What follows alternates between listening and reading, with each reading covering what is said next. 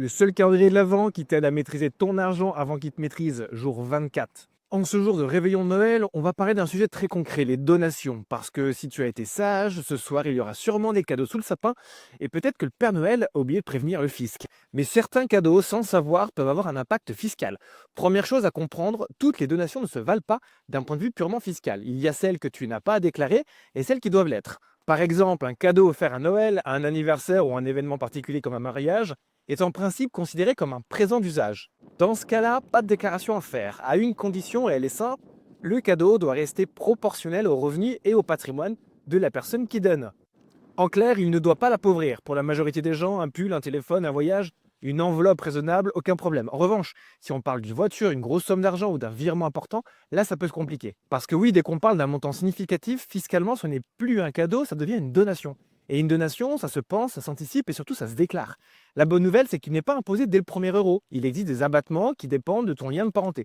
Par exemple, un parent peut donner 100 000 euros tous les 15 ans à chacun de ses enfants sans aucun impôt à payer. En revanche, si tu oublies de déclarer une donation qui devait l'être, l'administration peut considérer que tu cherches à tricher ou à dissimuler ce cadeau, cette donation. Et elle peut chercher à appliquer des pénalités. Et là, tu peux te retrouver à payer alors que tu n'étais même pas redevable de l'impôt à la base. Tu l'as compris, le risque, ce n'est pas de recevoir de l'argent ou des cadeaux. Le vrai risque, c'est de ne pas savoir si tu dois le déclarer. Parce que la donation n'est pas un sujet d'argent, c'est un sujet de transmission, de protection et souvent de bon sens. Ce qu'on anticipe bien se transmet bien. Ce qu'on subit coûte toujours plus cher. Alors ce soir, quand tu regarderas ce qu'il y a sous le sapin, rassure-toi, la moitié ne partira pas au fisc si tu sais comment le déclarer correctement. On arrive à la fin de ce calendrier de l'Avent patrimonial. J'espère sincèrement que sur ces 24 jours, une notion, une prise de conscience ou un déclic aura pu t'aider à prendre de meilleures décisions financières. Si c'est le cas, dis-le moi en commentaire.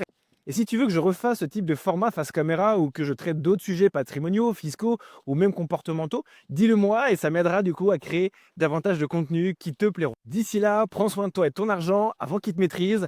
Belle fête, joyeux Noël et profite en famille. Belle fête de fin d'année et j'espère à bientôt.